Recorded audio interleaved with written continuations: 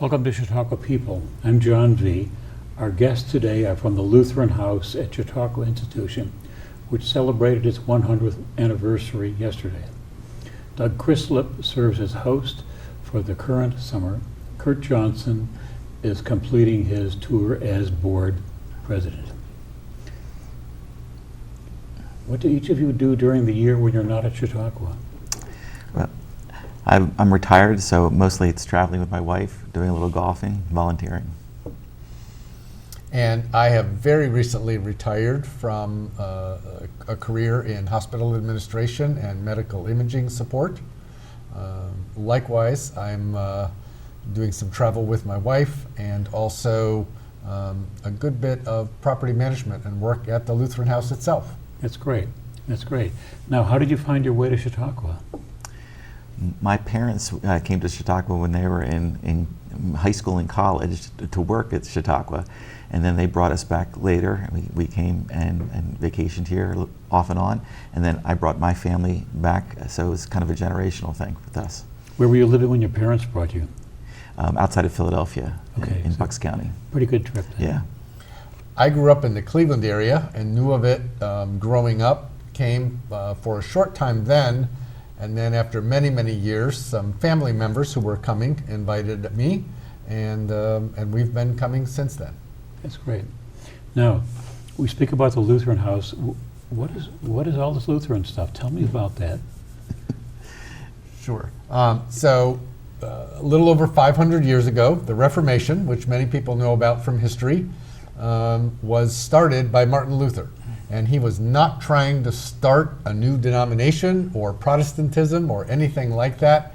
He simply wanted some reforms in the Roman Catholic Church, especially around payment and for indulgences and some other areas. But we now know he started a whole movement. Yeah, he didn't like the idea that you could buy your way into heaven. So that was his main grief with what he was hearing. And as well a translation of the Bible into languages into German at the time, but languages people could actually understand. So people were reading original sources. Right. Mm-hmm. Yeah. And why do they want to raise all this money? Well, it was mostly because of what was going on in Rome at the time. They were looking at rebuilding St. Paul's, so they needed a lot of money. And it's those that would raise money were kind of lifted up in the Catholic Church. And Martin Luther had problems with specifically some of the ones that were coming into his area of the country in Germany. Mm-hmm. Now, currently there are several, if you would look at Wikipedia or some other, several denominations calling themselves Lutheran. Mm-hmm. And they often use the term sort of the end as a synod. Mm-hmm. Tell me a little bit about that. Okay. And what's the underlying differences? Well, you're right. There are different families of Lutheran churches, and a lot of them have to do with kind of how the Lutheran church has developed and maybe where they came from when they came to America. So we're all one Lutheran denomination, but there are different belief systems within the Lutheran church. So I would say we have much more in common than we do differences, but there are a few. Mm-hmm. They use the term pan-Lutheran on some occasion. What does that mean? So pan-Lutheran means across all Lutheran flavors, if you will, the different family groups that Kurt just described. And we're really pleased that the Lutheran House at Chautauqua has been pan-Lutheran since its very inception. So it doesn't matter which synod or which group you're part of, you have been welcome at the Lutheran House since the beginning. I heard that term used in Wittenberg, and all come in and all celebrate and serve together. We don't worry about it. Right. And people would readily say, okay, my tradition is this, that, but no ill feelings about it. Now, we find then that the activities of the Chautauqua Lutheran House are pan-Lutheran, and that term is used occasionally still, is it not? Mm-hmm. Now, what is the history of the Lutheran Church in Western New York? Well, I don't have specifically a lot of information about the Lutheran Church in Western New York. I think we've talked a little bit earlier about how that there was some different denominational things that happened there, and some different things that happened specifically with some of the different parts of the Lutheran Church. So. And a good part of the population in this county came from where? Most of it from Sweden at the time. The different groups came over. Large influx of immigrants in the mid to late 1800s came over and started churches here in the Jamestown area and around. Right. Yeah, and in Jamestown itself, there were actually, as often happens with many church organizations, they form organizations around their ethnicity. So there were Scandinavians who had what was then the Buffalo Synod, and from Sweden, where they had the Swedish Lutheran Church, and there was the English Lutheran Church. And in fact, both the English and the Swedish churches, although they don't have that identity today, they actually still exist in nearby Jamestown. And so you could go and find out what the history was, and maybe look at some names of old families and sort of sort it out without Churches are great for that. great difficulty. Now, let's switch gears a little bit. Tell me about the role of the denominational houses at Chautauqua. So the denomination houses, and there are 11 of them across Chautauqua, and really serve several different purposes. One is to support the religion pillar at Chautauqua. Another is to provide lower cost housing options for people. In some cases as well, a place where people are more comfortable than they might be otherwise just coming in general to Chautauqua. And as others, including interim CEO Kyle Keogh, have pointed out, about 25% of the one-week guests who come to Chautauqua each week end up staying at denomination houses. I know from our experiences, as well as the other denomination houses, we are also a great way for people to experience Chautauqua for the first time. We provide a sense of community and support that allows people to be more comfortable. Yeah, and it's really affordable. I mean, Chautauqua, over the years has gotten a little bit expensive in certain places that you stay. There's a lot of private houses there, but the denomination houses do offer a way to stay on a weekly basis, usually at an affordable rate for families. And so, what is the housing like then in the house? Well, in our house, and each denomination house is a little different. Right. In the Lutheran house, each guest room has a vanity, so they have their own sink. The shower and toilet facilities are shared. We basically have one of those for every 2 rooms. So we always tell people, look, you don't have to wait in line. But you do not have it. It is not an ensuite kind of setup. We have a great large kitchen in the basement. One of the things that people always say they like the most is the sense of community and interacting with other people. And a lot of that comes from cooking, eating, just being together in those kind of situations. The other great feature that people always refer to for the Lutheran house is our first and especially our second floor porch. Happy hours are known to happen there with some Lutheran beverages. Lutheran beverages. That's right. Yes. And Martin Luther was a brewer, so That's Indeed. right. That's so right. people get the idea. Now, this was a very important week in the house, the 100th anniversary of the house. Can you tell me a little bit about the development of the house? And then I understand we've got some magnificent video to look at. Yeah, I can take that. So basically it started, Lutherans had been there at Chautauqua for 150 years actually, but there was a pastor that in the late 1800s kind of opened his house. He was the Reverend Baker, and that lasted for about 25 years. He would have some people stay at his house, kind of as a Lutheran house at Chautauqua. But about 1916, they really wanted to raise the funds to open up a Lutheran house. They were the only Protestant denomination that didn't have a presence at Chautauqua, and it was felt that because the Lutheran Church is an important church, especially in this area, that they wanted to have their own presence. They wanted to make it a place where missionaries could come after they, for a summer vacation, just kind of rest and reflect. And so they began raising the money, and in 1924 they were able to break ground. In 1925 they were able to dedicate the Lutheran house. That's magnificent. And let's take a look at a magnificent video prepared for the occasion. You can take a look at the monitor here. There is something exciting and even comforting when you turn down Peck after a long drive.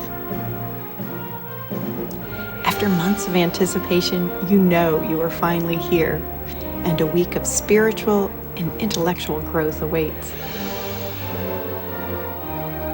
You may find yourself hearing and learning new things, all while surrounded by the beauty of this place. I love just talking to others and hearing their perspectives, and I find myself getting out of my comfort zone a little, which is always surprising and fun. That's why I think people come back here year after year.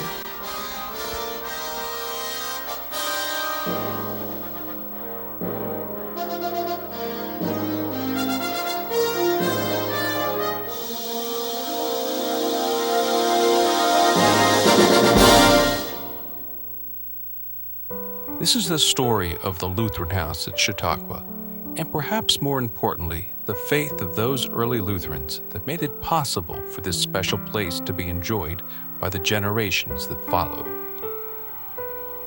The first Lutheran house was established at 28 Foster Avenue in 1890, approximately 35 years before the current Lutheran house was built on the corner of Peck and Clark. The Reverend and Mrs. I.O. Baker generously opened their summer home to establish the Lutheran house. Mrs. Baker and her daughters rented rooms by the day or week. The Lutheran Chautauqua Association was founded in the summer of 1903, with Pastor Baker becoming its first president. Even though many other denominations built their own facilities at Chautauqua as it expanded, the Lutherans were still the only major denomination without a Chautauqua headquarters. To address this, the Lutherans leased a very desirable location along Clark Avenue between the amphitheater and the Hall of Philosophy from C.J. France in 1911. The goal was to eventually construct a Lutheran house at Chautauqua, primarily for religious services and to accommodate missionaries on break from their work. After the need was established, the critical task of raising the estimated $35,000 in construction costs began. Appeals were sent to Lutheran churches in New York, Pennsylvania, Ohio, and across the nation. In 1916, Lutheran women were specifically called upon to take up the challenge, as the Baptist women had successfully raised funds for their house and work after the men had failed. A 1917 appeal highlighted the 400th anniversary of the Reformation, and still another appeal sought to sell the benefits of Chautauqua itself, highlighting the many lectures, concerts, and entertainment, and saying, "It is an ideal place for rest or work, just the place missionaries need when they return to us, worn in mind and body." In 1924, as the Chautauqua movement was peaking nationally, the Lutheran Chautauqua Association had reason to celebrate. They had done it. The Lutheran community's dedicated members, including the women and Lutheran youth who tirelessly collected donations, successfully raised the necessary funds to begin construction on a new Lutheran headquarters at Chautauqua. The Chautauqua Daily announced that a new Lutheran house would open in the summer of 1925. The house was built in a year and opened on schedule. At the Dedication Day service on Sunday, August 9, 1925, several speakers, whose names may be familiar, spoke at the service, including Dr. Arthur Bester, who paid tribute to Martin Luther, and Dr. Jesse L. Hurlbut, who reiterated Chautauqua's goal of serving all religions equally. The Lutheran House holds a special place in the hearts of many. It's a place where guests gather for a week in the summer to enjoy the camaraderie that fills the house. Dedicated volunteers returned year after year to maintain the house for future generations. And whether it's sharing a meal, a laugh, a worship service, or serving treats on the porch, the Lutheran House has been a place for both quiet gatherings and large celebrations over the years. Reflecting on the history of the Lutheran House and improving for its future, we celebrate the past and anticipate God's plan for this unique place at Chautauqua.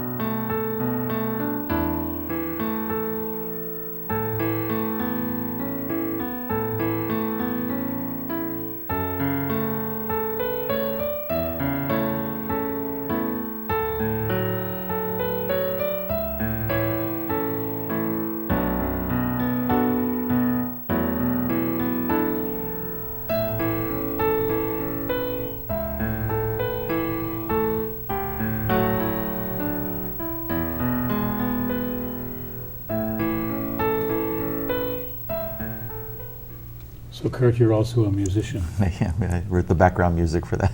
That's great, that's great. The house looks magnificent.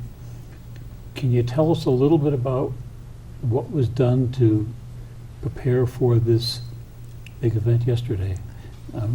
Remember, at one point, the house had the carpeting on the floor that Yeah, looked like a scene.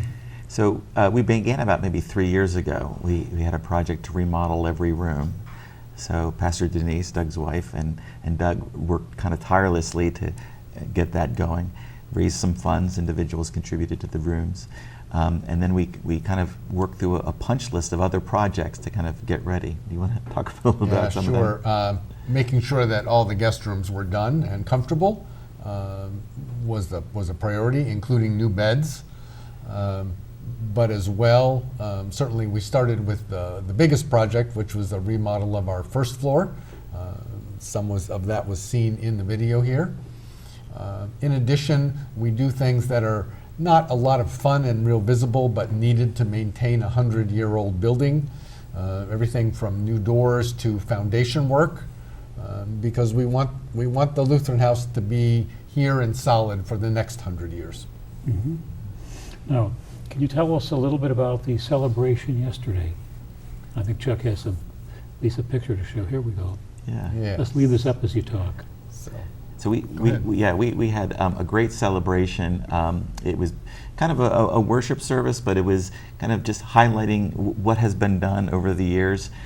We recognized a number of different people. There were a number of people from the institution that came to speak, and that was just a treat to have that linkage with the institution. Yeah, it was a great event. Did you want to say something? Yeah, we were also happy that hosts and people from other denomination houses came, and just some friends of the house. We really appreciate and enjoy the support that we can provide and that they provide to us here at Chautauqua. Most interesting I thought was Chairman of the Board, Candy Maxwell. And she indicated she had stayed there. Yes. And it played a significant role along the way in her Chautauqua. Yeah. We're working on she and Scott staying at the house again in the future as she completes her board tour. Got it. Got it. Now, let's say that somebody wants to stay at the house. Tell me about what kind of program goes on during the year, during the week. Okay. Well, I'll talk a little bit about how they get to the house, and then maybe Doug, you can talk a little bit about what's going on during the week. Yeah. Beginning sort of in January, February timeframe, we open up our website to first Lutherans and then other folks as there's a space. And you can actually reserve the room that you would like, second floor room, third floor room. The bed configuration is all there. You actually pay at that time, and then you've got that room set up for that week. So each week is listed along with the theme, and then you can go into that week and actually reserve your room for the week. Yeah, Kurt and some family members and some others of us did a tremendous amount of work to move that registration process online so that people can be very comfortable that they are reserving just what they want. And that is something that is sort of sets us apart in some ways from some of the other denomination houses. So, and once they arrive, we do an orientation session to help them be comfortable with the house and how things operate and the schedule for the week. We do provide dinner on the first evening, knowing that people have traveled, and we just want them to be able to relax and enjoy that first evening. As with all of the denomination houses, we do worship on Sunday or Saturday, depending on the type of house, and then we sponsor 2 times during the week for the Chautauqua Dialogues. We're happy to support the larger community that way. Of course, along with all of the denomination houses, you can't miss the Tuesday afternoon socials. Tell me about those. We are known for our cookies, and those are provided by people from Lutheran churches in the area. This year, because it's our 100th anniversary, we've added cupcakes in, which people are enjoying, but what really brings people to our porch is the cookies. The cookies. Yes. And then on Thursday evening, we also have Vespers. And certainly both our worship and our Vespers and all the events are open to the entire community. We have a wonderful piano. We love it when music spontaneously happens at the house. Now, if somebody would come from a tradition other than Lutheran, are they welcome?